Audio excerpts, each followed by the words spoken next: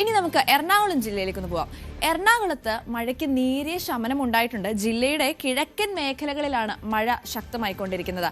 മൂവാറ്റുപുഴയാറിലും തൊടുപുഴയാറിലും ജലനിരപ്പ് ഉയരുന്നൊരു സാഹചര്യമുണ്ട്. ജില്ലയിലെ 7 ദുരിതാശ്വാസ ക്യാമ്പുകൾ തുറന്ന് പ്രവർത്തിക്കുന്നതായിട്ട് നമുക്ക് അറിയാൻ സാധിക്കുന്നുണ്ട്. മൂവാറ്റുപുഴ താലൂക്കിൽ 4-ഉം കോതമംഗലം താലൂക്കിൽ 2-ഉം കുന്നത്തുനാട് താലൂക്കിൽ 1 വീതം ക്യാമ്പുകളാണ് പ്രവർത്തിക്കുന്നത്.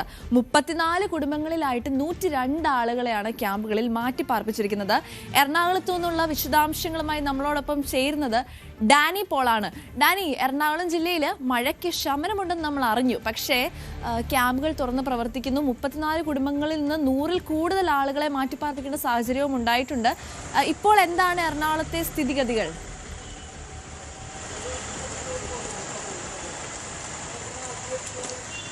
മഴയ്ക്ക് ജില്ലയിൽ എറണാകുളം ജില്ലയിൽ ഒരു ശമനമുണ്ട്. കാരണം കഴിഞ്ഞ ദിവസങ്ങളിൽ നല്ല രീതിയിൽ മഴ ലഭിച്ചു. ഇന്നലെ കുറച്ച് മഴ ലഭ്യത കുറവായിരുന്നു, മഴയുടെ അളവ് കുറഞ്ഞിരുന്നു.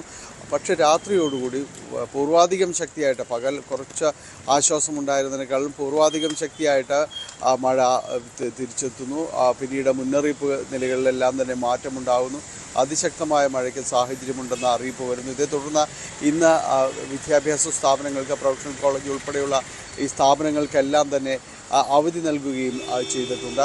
എന്തായാലും പുലർച്ചയോടുകൂടി, രാവിലെയോടുകൂടി മഴയ്ക്ക് നേരിയ ശമനമുണ്ടായിട്ടുണ്ട്. അതിശക്തമായ ഒരു മഴ ജില്ലയിൽ അങ്ങനെ കാര്യമായി ലഭിക്കുന്നില്ല. ഉണ്ടെങ്കിൽ മഴ കൂടുതലായി ലഭിക്കുന്നത് കിഴക്കൻ മേഖലകളിലാണ് കൂടുതലായിട്ട് ലഭിക്കുന്നത്. അതുകൊണ്ട് തന്നെ അവിടെ ഈ നീരൊഴുക്ക് എല്ലാം തന്നെ ശക്തിപ്പെട്ടിട്ടുണ്ട്.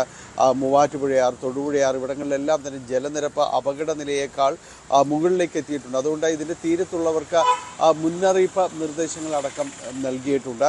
ഒപ്പം തന്നെ ജില്ലയിൽ പ്രവർത്തിക്കുന്നത് 7 ദുരിതാശ്വാസ ക്യാമ്പുകളാണ്. മൂവാറ്റുപുഴ താലൂക്ക്, കോതമംഗലം, അതോടൊപ്പം തന്നെ കുന്നത്തുനാട് എന്നിവ കേന്ദ്രീകരിച്ചാണ് 7 താലൂക്കുകൾ പ്രവർത്തിക്കുന്നത്. 34 കുടുംബങ്ങൾ ഇവിടെ നിന്ന് മാറ്റി പാർപ്പിച്ചിട്ടുണ്ട്. 100-ലധികം പേർ ഇവിടെ ഉണ്ട്. ഏത് അടിയന്തര സാഹചര്യവും നേരിടാൻ സജ്ജമാണ് എന്ന രീതിയിൽ തന്നെയാണ് ജില്ലാ ഭരണകൂടം അറിയിക്കുന്നത്. ഇതോടൊപ്പം തന്നെയാണ് തീരമേഖലകളിലെ സ്ഥിതി എന്ന് പറയുന്നത്. തീരമേഖലകളിൽ മഴയും അതോടൊപ്പം തന്നെ ഈ കടൽക്ഷോഭവും എല്ലാം അനുഭവപ്പെടുന്ന വലിയ രീതിയിൽ വിഷയങ്ങൾ സൃഷ്ടിക്കുന്നുണ്ട്. ഇതിപ്പോൾ ഉച്ചയ്ക്ക് ശേഷമുള്ള ഈ വേലിയേറ്റ സമയമായിരിക്കും അവർക്ക് കൂടുതൽ പ്രതിസന്ധികൾ ഉണ്ടാക്കുക. അപ്പോൾ ആ സമയത്ത് അവിടെ നിന്ന് കരുതലോടെ, ജാഗ്രതയോടെ നിൽക്കണമെന്ന നിർദ്ദേശം നൽകിയിട്ടുണ്ട്.